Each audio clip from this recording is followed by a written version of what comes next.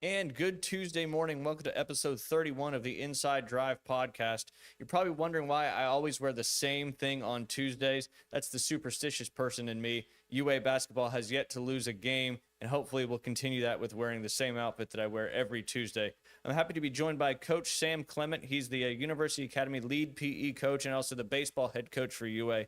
Excited to talk to him here in just a second. Talk a little UA school athletics. Talk a little college football playoffs, talking about, they have the tentative reclassifications out for all the football teams in the state of Florida. I don't really know where they started, so maybe Coach Sam does, and then we can see if they're moving to a new classification or not. But first, as always, Golf Plus, we appreciate them sponsoring the show. Any golfers who want to improve their score, Golf Plus is the place to be in Bay County with the tools and expertise to help you. Golf Plus has been featured in Golf and Golf Digest magazine as the top club fitters in the country, and they certainly deserve it. Their fitting studio will blow you away with the selection of brands and models of clubs and the shafts you can try out. The putting green is also filled with all the latest and greatest brands you could possibly want. The repair shop, second to none. Tour van quality repairs every time and fast too. Golf Plus is your fitting studio and repair shop on the beach. Renovations to the shop, I believe, are all finished at this point, including adding that second simulator. Just a reminder, you can also play golf there on the simulator if you want to. Obviously, it's been pretty darn cold the last few days. Probably not a lot of people going outside and playing golf, but you can give Golf Plus a call at 850-249-2726 or head over to golfplusretail.com to book some simulator time. Obviously, you can book your fitting appointments as well. Currently, they got some holiday sales going on, 25% off all junior clubs, 25% off all in-stock shoes. As y'all know, all my sponsors are located basically in the Edgewater shops. They're right next to Firefly there in the Edgewater Shopping Plaza. We'll talk about Panhandle Credit Union here in just a little bit. But first, let's join our guest, Coach Sam. Coach Sam, I appreciate you coming on today. Man, thanks for having me. I appreciate it. Of course, I feel like this was a long time in the making. When I was doing the radio before, we tried to find a way to get you on the radio show, but obviously with you being a teacher at the school has to be out, and sometimes when school is out, I'm not doing my shows. But this week we are. Next week we'll probably be off the 23rd and naturally the 25th being Christmas.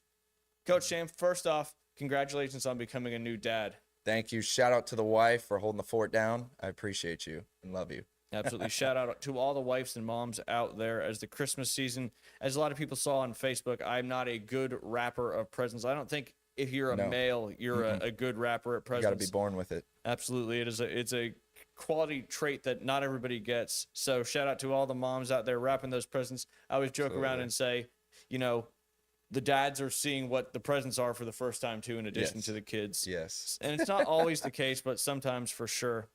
You're the lead PE coach and the head baseball coach over there at University Academy. Yes, what was your journey that led you to UA? So my dream was to always be the Bay High School PE coach. That was always my dream.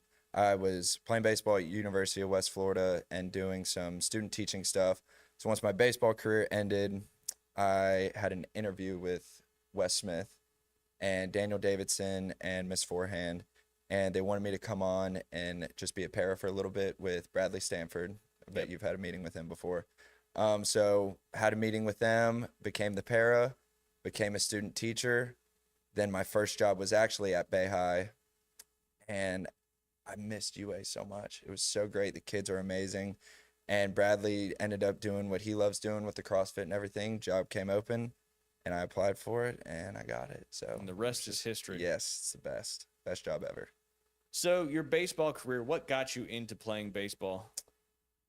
I just loved being active. So really just growing up, it was just football, baseball. Yeah. Just all the way growing up. And it was perfect because they're just two different seasons, football, fall, baseball in spring. And so really just playing it with all my friends and everything. Rec league back then was huge. Yeah. And it's finally starting to come back a little bit, which I'm so happy about. Yep, absolutely. But then once travel ball came, we all kind of went to the same middle school, then kind of moved through high school and everything. So I was never really the best player, but it was really just playing with your friends and then just working hard at it that really just made you fall in love with it. The grind for sure. So you said football and baseball. Would you encourage kids nowadays to play multiple sports growing up? If your coach tells you to not play another sport, you need to find a new coach. Leave that team. Words from Tom Glavine, I believe. And I 100% agree in that. You work different muscles in football than you do in baseball. You work different muscles in baseball than you do in football. Play both. A lot of football players play basketball, A lot of baseball players play football. Soccer's great too, especially at a young age. A young age, soccer's very, very good to learn those motor skills and everything. My son will be doing that. He will be, for sure. Endurance too is just crazy in soccer. Yes. If you can play 100%. soccer, if you can play soccer, you can almost play every other sport from a fitness endurance standpoint, 100%. especially if you're a midfielder running up and 100%, down that field like 100%. crazy. Yeah. You mentioned it too, UA. You just love UA. But the kids at UA really love you too. Yeah. What is it about what you do that you love so much over there at UA? I think the answer is kind of in the questions, the kids. The Yep. kids are so great. They're so well mannered. There's nothing like walking into school and the kids' favorite part of the day is PE. Yeah. Like they just love PE. I kind of do it. I mean, all PE coaches are different. Some people have their niches and all that stuff. I love doing games with the kids. Yeah. Competition games, scoring games, just all the things with them, and they love it so much too. I've kind of found that groove with those kids Awesome. and that group and everything. So really just the kids. People I work with, Principal Forehand's great. Mr. Smith is great. All the other teachers. My pairs are great. Shout out to Coach Danielle. She's awesome. Everything's great about it, man. It's just so good. And a lot of them are athletic too, which is And crazy to competitive is- find.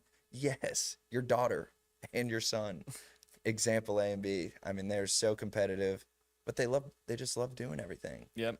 Yep. So it's Certainly great. so much fun. And when the school has a PE teacher like yourself, it just makes it easier on the parents because they know they're going and they're staying active.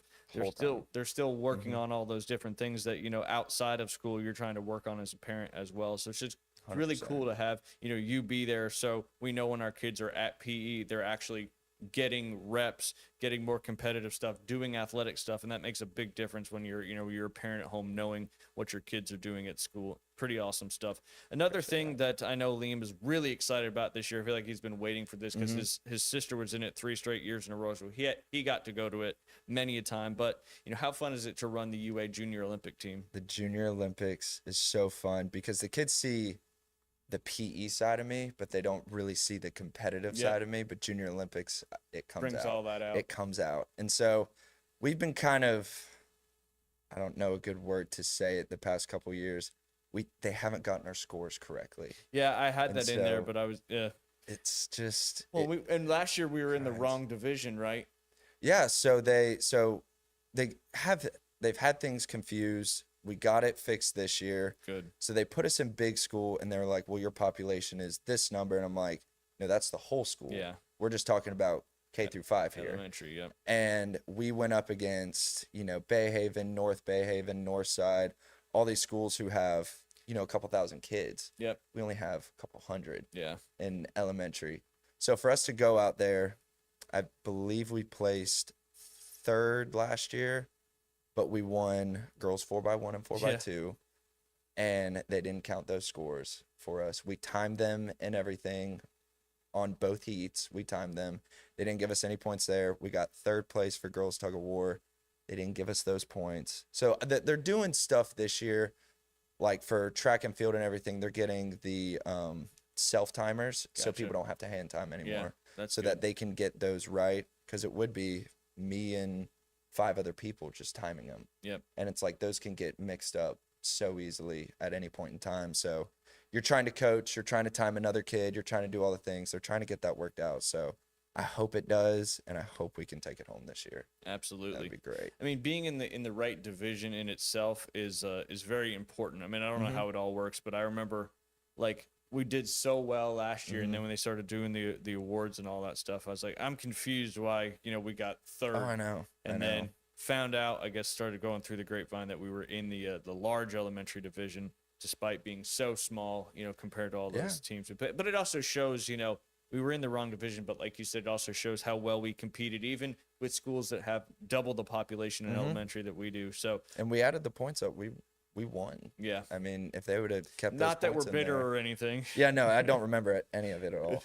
But getting back to that, I know Liam is so excited now. He's in 5th grade that Oh, he's, yeah. at the top of the Junior Olympic, hierarchy at this Yes. point. So Yes. This event has really become a big special thing for all the elementary school kids, because obviously they're not in middle school yet, so they can't compete in middle school sports, which I know is coming next year for us with Liam. So I'm very yeah. excited about that. Kind of the same thing we've been talking about, but what makes UA sports, this middle school sports, so special in general?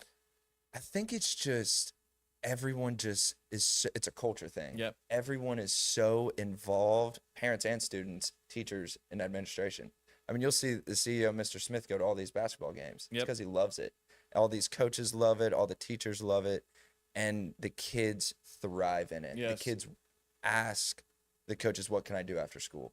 They ask, what is going to make me better and everything. It's just a culture thing. I think everyone wants to be the best at UA on and off the field. And so when they want to be the best, they're going to ask, and they want advice and everything. Yeah, they want to keep getting better. I Oh, mean, that's yeah. the same with academics and sports. Yeah. Pretty impressive to have both of those at one place. You talk about the buy-in and all that stuff. You know, just for example, you know, we've got a championship game coming up tonight, or this afternoon, I should say. UA girls trying to stay undefeated Let's go. and win the county championship. They're going up against Moet, who beat Bayhaven. I guess a little surprising on that, but we had just knocked off Bayhaven to be the #1 seed. And, you know, talk about how important this gym has been for us, the Jacob C. Fish Gymnasium. And I dare to say that we probably, in middle school sports, might have the best home court advantage in the county. 100%. Because all of our parents show up. Yep. And we have a great student section. I don't know how it'll be tonight, of course. But, I mean, at PE, we're always announcing the games, Yep. start times, the little student section, what they need to be wearing and everything. So the kids love it. The home court advantage is great. We got our own side. And I actually messed up against Breakfast Point. I put the Breakfast Point girls on our side, and I completely messed up. I was like, y'all, you got to go. You can't be there anymore. Like, this is our mojo and everything. So I actually messed that up. But it's just, it's been great having the gym because we can work on the basketball skills during Yeah. basketball season. Yep. We can work on the volleyball skills during volleyball season. So that part's been just phenomenal in itself. It's really the one thing we were quote unquote missing at the campus was a field and a gym, and we took care of both of those basically in 1 year. Yeah. Which was pretty good stuff. Oh, yeah. I know that the semifinal game was last Friday. My last show was last Thursday. So I just want to give a huge shout out to all the girls in that semifinal game. That was the first time we'd ever had any adversity the whole season. Really, we were down 13-4 after the first quarter, and the girls just kind of kept chipping back and had a huge second quarter and got it within, I think, 6 or 8 going into halftime. And then they could have given, like Coach Toole said, they could have gave up, but they never did. They kept playing for each other, playing for their families, all that stuff. It was just so fun. That was one of the craziest games I've Yeah. ever been a part of. Ended up winning by 2, 33-31, because that girl had got fouled shooting a 3 late in the game. So she technically had 3 shots to tie the game up. But the pressure that would be for someone is just probably a little too overwhelming. But Yeah. big shout out to all the girls on that team: Aubrey, Ryan, Ava. I'm going to miss a bunch, I'm sure. And poor Ella. A shout out to Yeah. Ella Homestead. She's been balling out all season long and ended up breaking her wrist in the semifinal game. But I know she'll be there this afternoon, cheering her fellow teammates on. Tiffany, who's been fighting a knee injury. Emma Skaggs, who won't be there tonight. She's on vacation. If I see Chris, I'm going to tell him you need to not schedule something the last week, because we're out of school this week where the rest of the district is not out of school. So a lot of parents and families will take vacation this first week. But, a few more of the, I think it's Zariah's on the team. Lucy, Brielle, Torres, and then Ellie. I don't know Yep. Ellie's last name off the top of my head. She's gotten a lot of action this Yeah, year, playing she point has. later in the games, when I don't want to say when the games were over, but when we had a good enough lead. And that's what Coach Toole, fantastic coach, him and his wife Erin, Amanda McDaniel, has been helping out as well.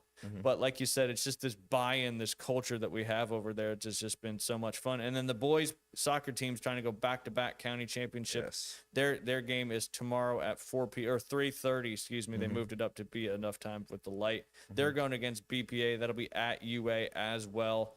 Yesterday's semifinal game was a little chilly out there. Very. I dropped Ryan off at basketball practice and then watched the game with Liam and Jet. But UA culture and all that good stuff is pretty good. Did want to ask you too, Coach Sam, about your brother, who's had a heck of a season at Bay High did. this past year. Bay High obviously had a monster season. I think they were something and 2 going into the playoffs. 8-2, 8 9-2. 2. Great Yeah. season. One of the better seasons they've had in recent years. Mhm. But talk about your brother and how much that means to you being able to watch him play and be so successful. It's just crazy growing up with someone and, him just loving football, doing the flag football like Liam does and all the things. And then him going out just his sophomore year and Yeah. just balling out. Just balling I mean, out. That's the easiest no way to one, say it for sure. no one expected it. I mean, that Mosley game, I hate to say it, but I had to miss that game. My wife and I went to Callaway Gardens for a vacation, so I was watching it on YouTube. The good thing and- is you can still watch it on Yeah, that was on great. YouTube. That was great. But I mean, no one expected him. I mean, you had Amari Johnson, JT, and the other receiver who's also a sophomore. He's great. He got first team All County. DJ. He got first team All County. Wow. So you got 3 really good receivers, and you got a little white boy. I mean, Yeah. who you're not really going to guard hard. But it was actually him against Kingston Paul Yep. throughout the whole game. So 2 UA boys that play on the same travel 7-on-7 team. So it was good competition, but just so proud of him. And I mean, he had a good rest of the year. I know he's very competitive and he's pretty hard on himself, so he always wants more. Yep. And he always compares himself to JT and Amari. Like, I know I can do that. I know I can do these things also. But it's also like, hey, buddy, you're a sophomore. Yep. You're not a senior. Your time's going to come. So really excited for the next year. We got a lot of good players coming back. We lost a lot of good players.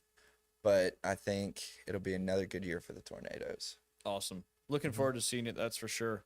That's yeah. one thing that the high school football, we've got a little bit of difference between teams across the county, but we always have what we had 4 teams make the playoffs this year in the county, and 2 of those teams hosted first round playoff games.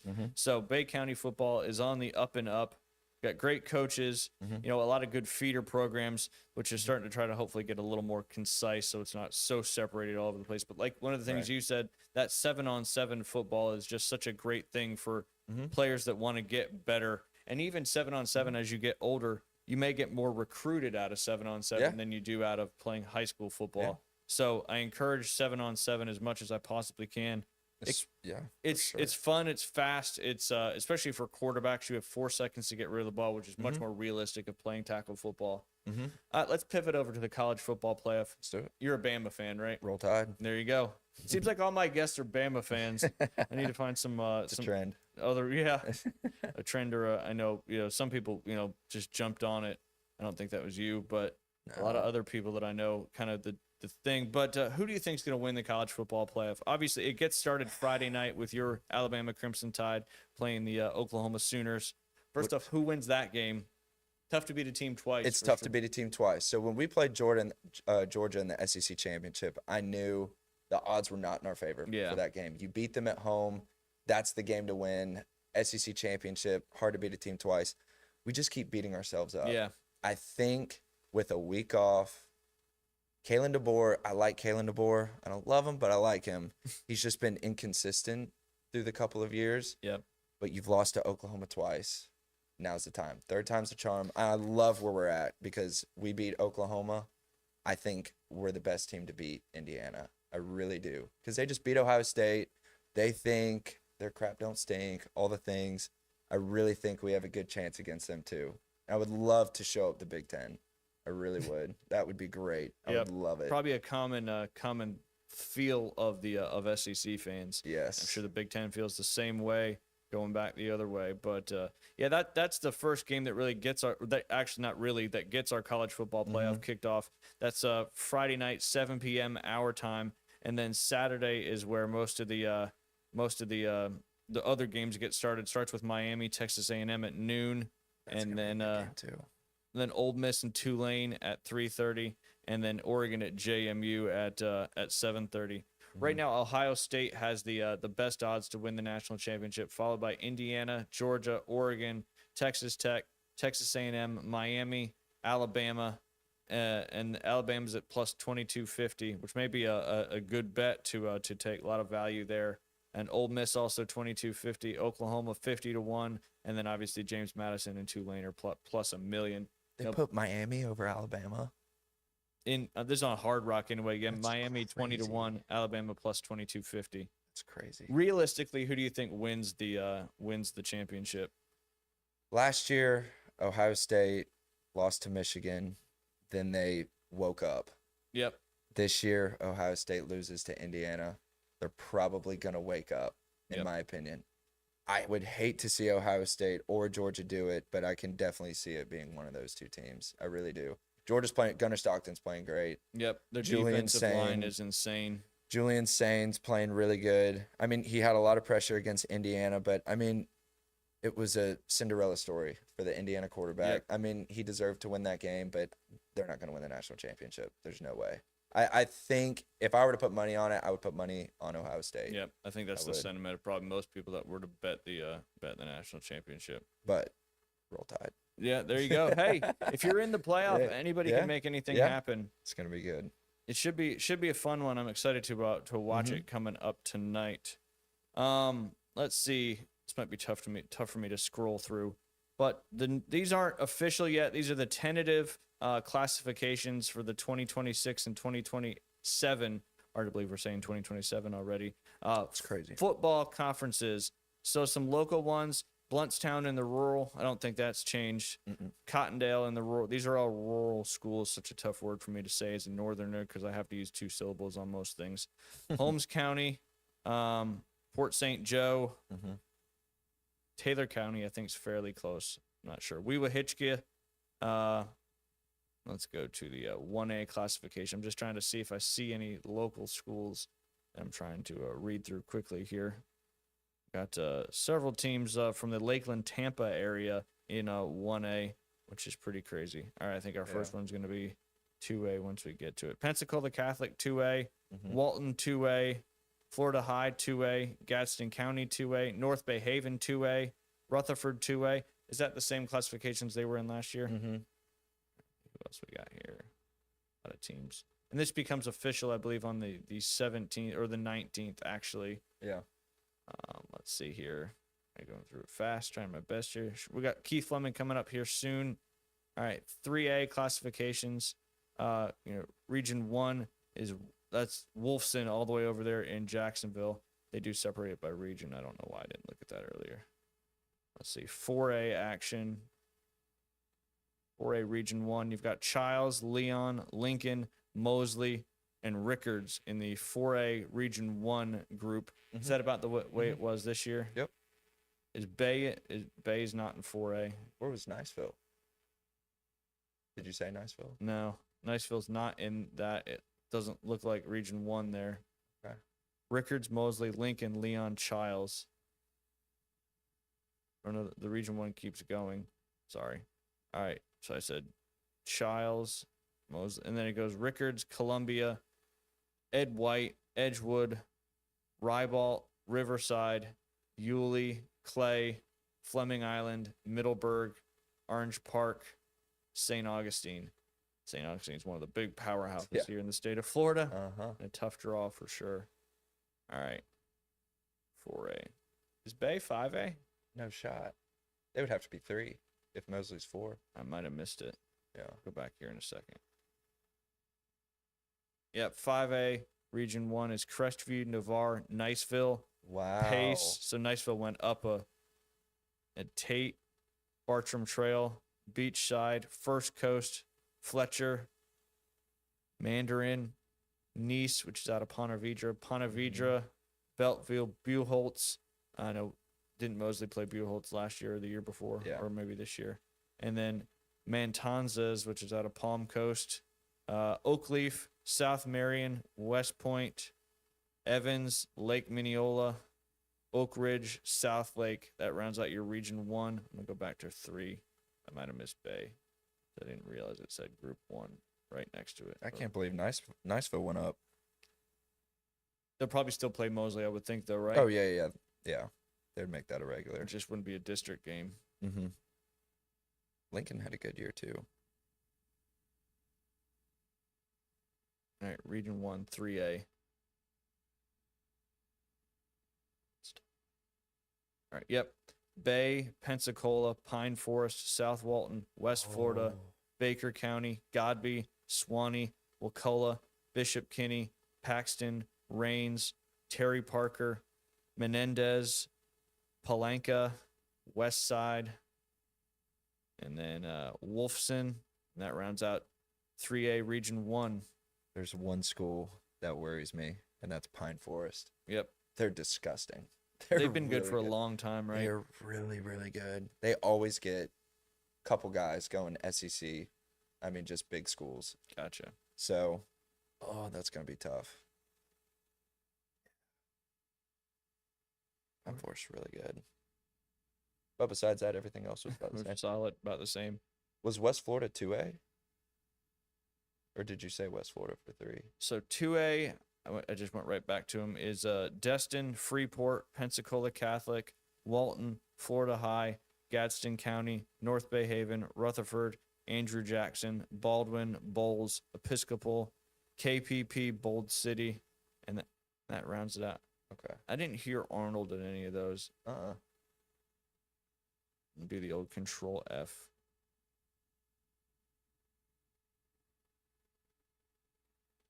"4A, Region 1. Okay. They were on a different page. Yeah. They were on the page before. Okay. So, yeah, 4A Region 1 is, starts with Choctawhatchee, Escambia. Escambia, that's a tough one. Fort Walton Beach, Gulf Breeze, Milton, Washington, Arnold, Childs, Leon, Lincoln, Mosley. So now Arnold and Mosley are in the same region. Wow.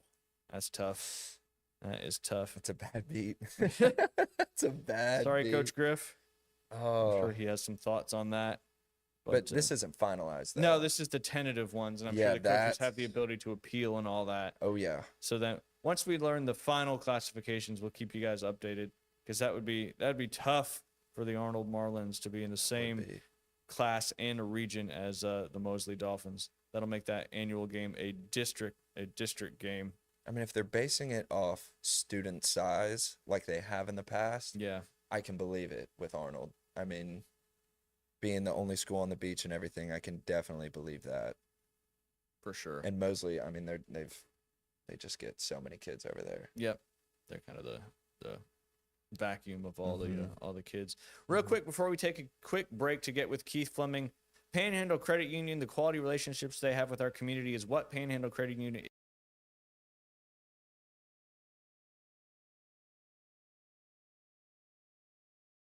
Credit Union is here to serve those who live, work, worship, or attend school here in Bay and other surrounding counties.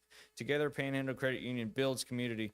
Visit panhandlecu.org or swing by any location to join. All right, we're going to take a quick break. Then we're going to get Keith Fleming on the line, our weekly DFS expert. We're going to talk a little bit about the NFL football and then get his official first look lineup of Week 16 and the NFL slate. You're listening to The Inside Drive. We'll be right back with Keith Fleming.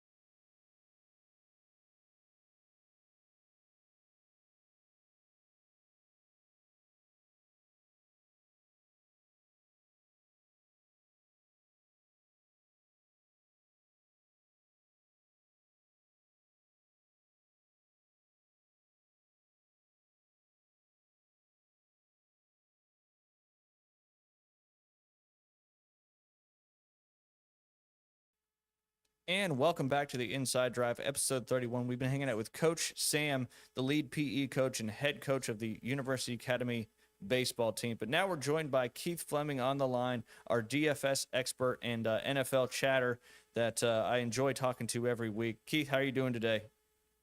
I cannot complain. How about you, Ryan? If I complained, no one would listen anyway. So I'm doing great, excited. We got a huge championship basketball game coming up this afternoon. And as I've been telling everybody all day, I've never been more excited for one of my kids' games than this afternoon. So I can't wait to get in the stands and cheer the UA Lady Eagles on.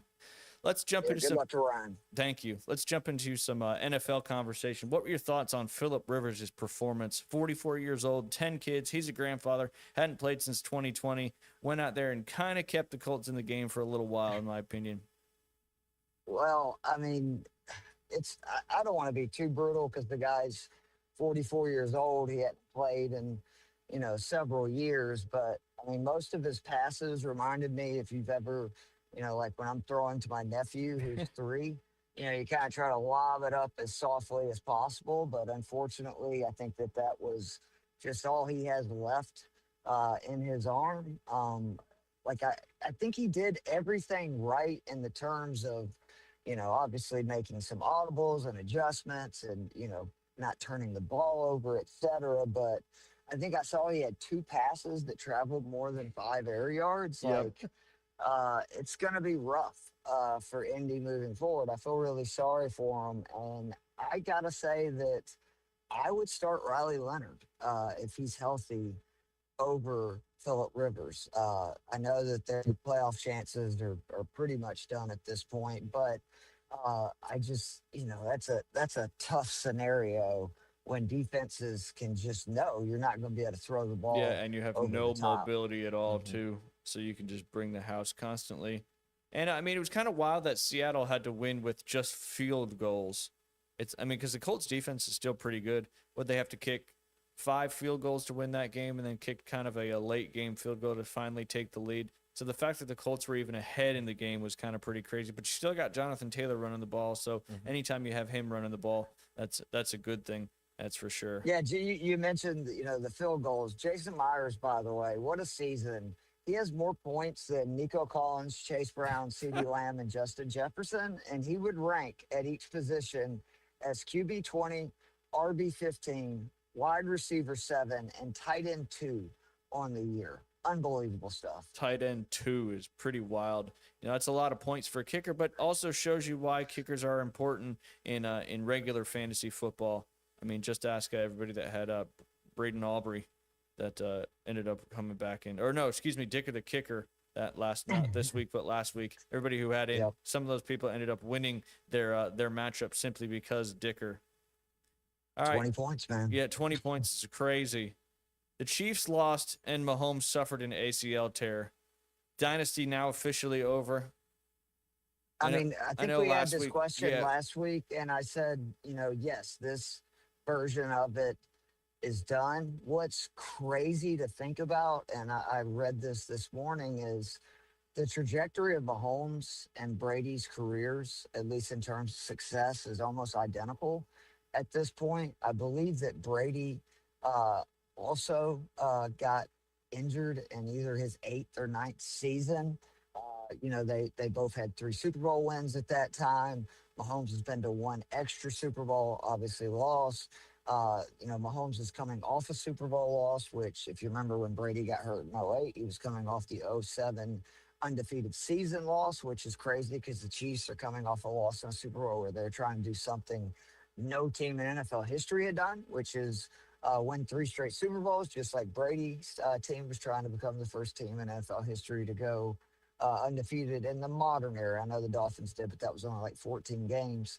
I think he'll be back. It'll be, okay in the long run. The bigger question is what happens with Andy Reid.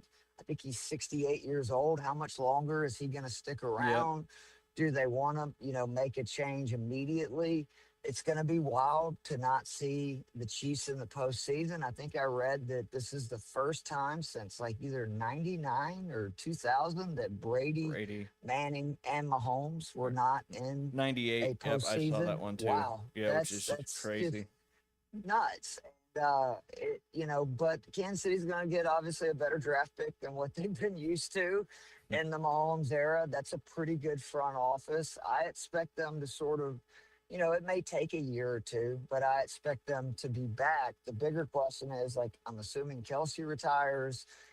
Do they, maybe unload some of these guys like, Chris Jones, give him an opportunity, in the later stage of his career to try to win some. But it's going to be tough. The AFC has a lot of talented, Yes. young teams led by talented young Young quarterbacks, quarterbacks are making on it rookie deals still.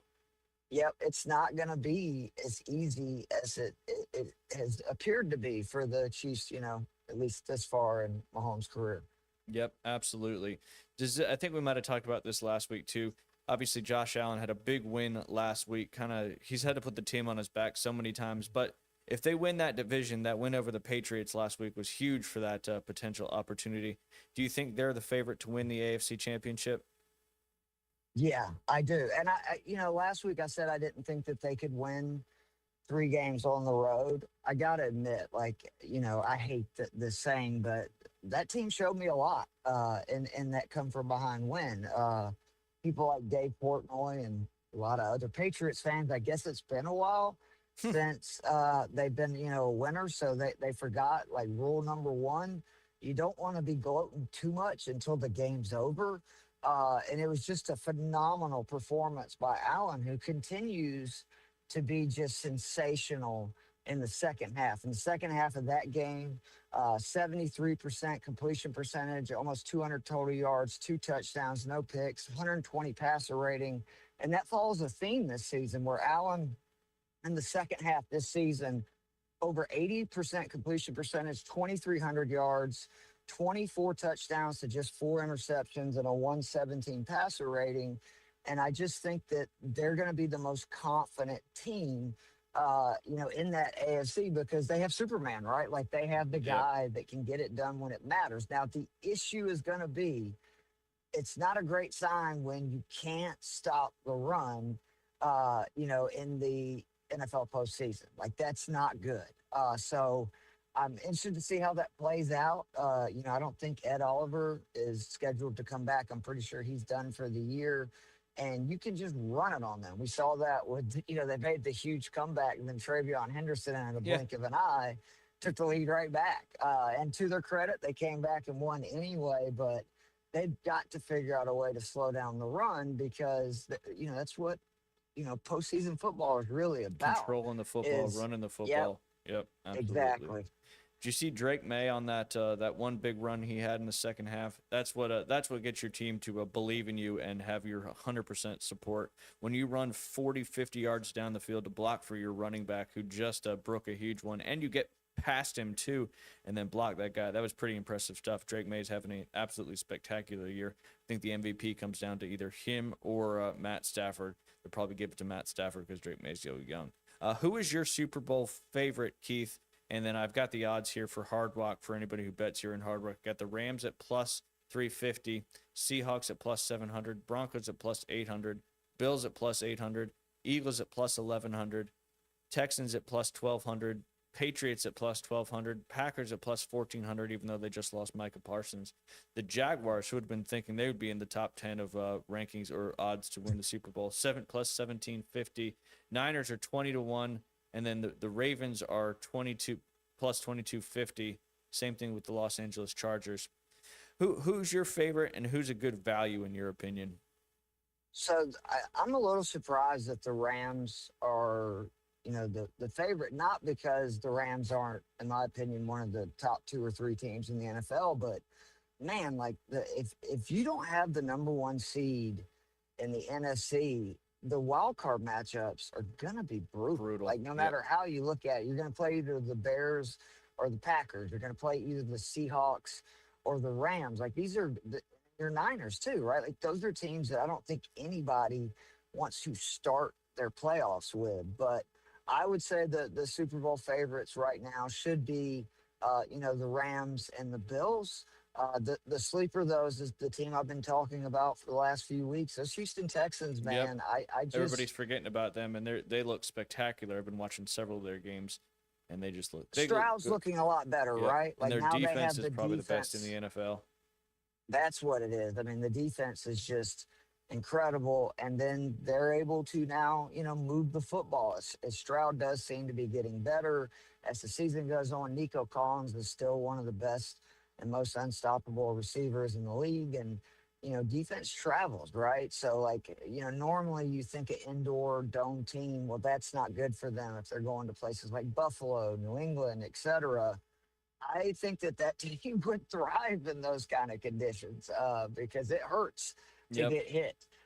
when it's really cold. And I don't know if there's any team that hits harder than the Houston Texans. On the NFC side, like for a surprise team, and I'm not just saying this to, make sure I get to come back next week. Your 49ers, man, we've been talking about it all season.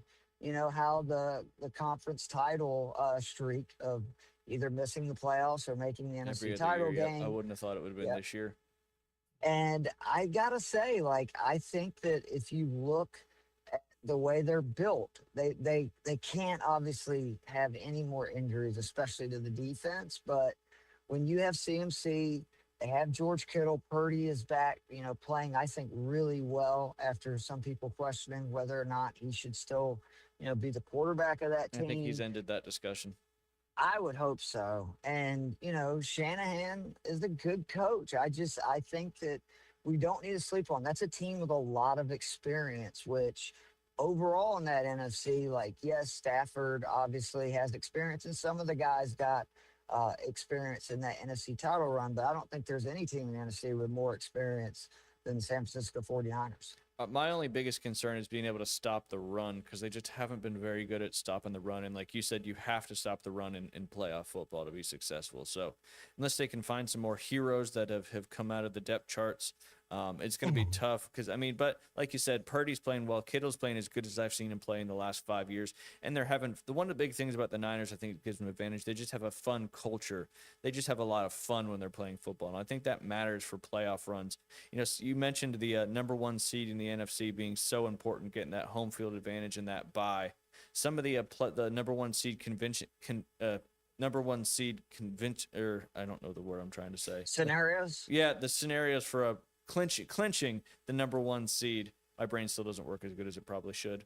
The Los Angeles Rams are still leading the NFC West, but if they lose to Seattle this Thursday night game coming up, which is a huge Thursday night game, that could make their chances a little bit harder to get that number one seed, because then I think the Seahawks would then hold the tiebreaker for that number one seed.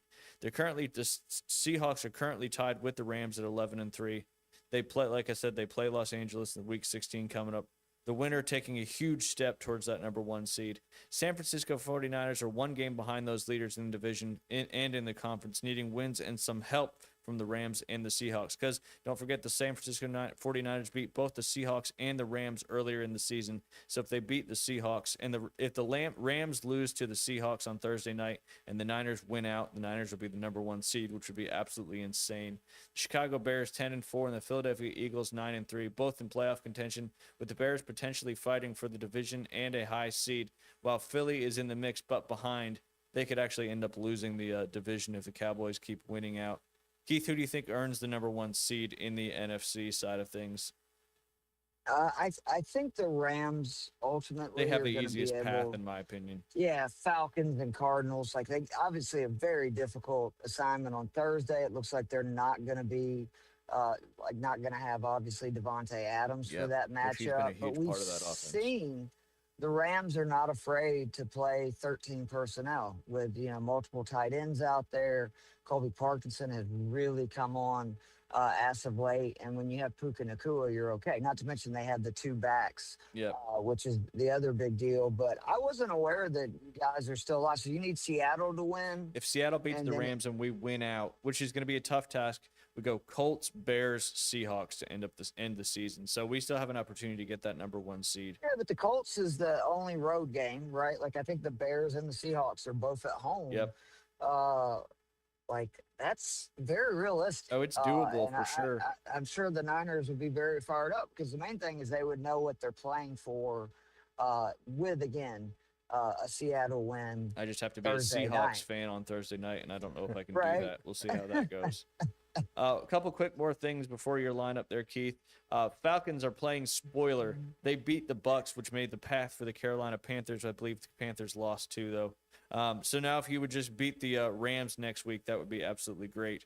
And then, Keith, as we always do, let's finish with your first official look at Week 16 DFS lineup. Yeah, don't get too many hopes up about the Falcons. If I've learned one thing in my life is they'll let you down. Yeah, but sometimes they come out of nowhere and beat teams they shouldn't, and that's what I'm hoping for. Well, I would say that it's hurting our first round draft pick, but oh yeah, that's right. We don't have that. So Yeah. this week, week 16, Um, Gonna kind of simplify it. There's a couple of games that you'll notice I have several players from. The biggest one being this Atlanta Arizona game. I'm going to start with the QB being Jacoby Brissett, 5,300. I do not understand why his pricing has not increased. He is the surest thing just about in fantasy. He's scored 20 plus points in every one of his 9 starts this year. He's averaging right at 23 points per game as a starter this season. That is more than 9 of the 10 quarterbacks who are priced higher than him on DraftKings this week. Only Josh Allen has scored more points per game, and he has thrown multiple passing touchdowns in 8 of 9. Again, same game. Bijan Robinson, running back, 8,700 at Arizona. He scored 30 plus points in 3 of his last 5, averaging 22.25 points per game in the last 4 Kirk Cousins starts. The big thing for me here is Arizona. They're not terrible against the run. They do really struggle, though, with running backs in the passing game. They've allowed opposing running backs to catch 22 passes in just their last 5 games. And that is something Bijan obviously excels at. You need no further proof than his 8 catches for 82 yards last week versus Tampa. The other running back, it was tough to kind of get to a guy because I want to spin down here, but I'm going to go with Tyron Tracy for the New York Giants, 5,700 versus Minnesota. He turned 18 touches last week into 97 yards and 2 touchdowns, scoring 24.7 fantasy points in the process. And the Vikings are a team that they've had issues with running backs, particularly as of lately, allowing 6 touchdowns to opposing running backs in just their last 5 games. The wide receiver, the best value I feel like this week at any position is Mike Evans, 6,300 Balled at out last week. Carolina. Man, Still he lost. just the dude. He's unbelievable, man. It's like he didn't miss a beat. It's his first game since week 7. They, targeted him 12 times. He caught half of those, 6 receptions for 132 yards, scoring 22.2 points on DraftKings.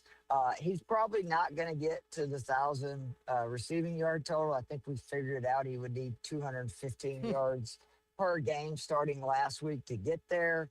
He was a little underneath that, but I do think he's going to make it closer than people think. And Carolina, I know they have J.C. Horn, but I just feel like Mike Evans owns the NFC South. The second receiver we're going to play, A.D. Mitchell, the New York Jets at New Orleans. He's 4,500. Love indoor games this time of year. You don't have to, deal with weather. And over his last 3, volume is king in DFS. He's seen 28 targets, catching 16 passes for just under 200 yards. He scored 2 touchdowns, and he scored 17 plus points on DraftKings in 2 of his last 3. Another one that I don't think is going to change even as we get further along the week, Jalen Coker, 4,400 versus Tampa.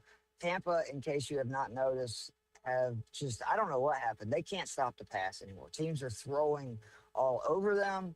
And then Coker has sort of arrived after, dealing with injuries most of the season. Very talented receiver. He scored double digits now in 3 of his last 4 touchdowns each of the last 2 weeks. And what I love is, again, he's seen at least 4 targets and caught at least 3 passes in his last 5 games. So for a guy in that price range, that's, pretty significant volume. The tight end, let's go with my boy Cal Pitts, 5K at Arizona. He joined Shannon Sharp as the only tight ends in NFL history with 150 receiving yards and 3 receiving touchdowns in a single game. Pitts is deciding to About just time. yeah, well, of course, because he's about to get paid. So, he's going to make it more expensive for the Falcons to keep him, or either he's going to leave and then end up having an illustrious career for somebody else. He's in the 5 games with Cousins. He's been the one definite benefactor as he's seen 44 targets, caught 33 passes, and he's finished tight end 6 or better in 4 of 5. The flex, let's go with Trey McBride, 7,600 again. In case you didn't notice, Tight end 4 one. players from this Atlanta Arizona game. I expect a lot of points in it. And what's great are these are condensed offenses. Atlanta has really avoided almost all elite tight ends this season. So that's why when you look at their ranking, I think they're second you go, oh, they're good versus tight ends. Not really. They just haven't played any. The only real elite tight end they faced this year, because you remember they did face George Kittle. That was his first game back after an injury. I don't even think he was targeted in that Yeah, game. But he wasn't. Tyler Warren, though, they did play him, and he ended up being targeted 10 times, caught 8 passes for 99 yards. With 3 games remaining, McBride would need 16 targets and 11 receptions to break the single season record for tight ends in those statistics. Again, he's got 3 games remaining. He scored 9 touchdowns in his 9 starts with Jacoby Brissett. Do you know how many touchdowns he had in 3.5 seasons with Kyler Murray? No idea. Not as many as that, 5. probably. Yikes. It's unbelievable. So I think that McBride is going to continue to feed fantasy football families, and so that's why he's in there. And then the defense. This is another one that I'll probably stick as a lock. I know the Cowboys are a good offense, but the Chargers at 2,400. The only reason this team is going to make the playoffs, despite losing both their offensive tackles and just poor Justin Herbert running for his life on every play, is this defense. They've scored 8 fantasy points or more in 4 or 5 in that span over those 5 games. 14 sacks, 12 turnovers forced. And then again, this defense has been so good as of late. Opponents have scored less than 20 points against the Chargers in 6 of their last 7. Definitely So keeping him in the mix, that's for sure. something's got to, because it's definitely not the offense right now. But that is the first look at the DraftKings Week 16 lineup. Awesome, Keith. Well, we appreciate your time as always. Always fun chatting with you. And if people want to find you, they can just go to Twitter/X, search up KEITHFLEMMING for all your great content throughout the week. Keith, I hope you have a great weekend, and please make sure the Falcons beat the Rams next week. You got it. I'll put that on my Christmas wish list. Buddy. Thank you so much. All right, take care. Have a great weekend. Have a good one, Ryan. See you, buddy. All right, Bye. take care. Bye. A lot of info there, Coach Sam. If you want to be successful in some DFS action or just some general football action as well. Keith knows ball. He does know knows ball. He knows ball way more than I do. Way more than I do.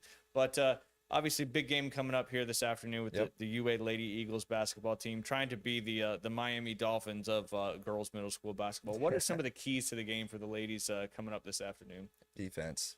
I think what's going to happen is our defense is just going to show up to play, and we don't have to score a lot of points, because what was the score the last time we played Mowat? How many points did they score? I think 11? Yeah. 10 or 11? Yeah. I mean, we can have one player do that. I mean, we just got to stay hot on defense. Don't foul them too much. Just stay within ourselves, and I think we should carry it away.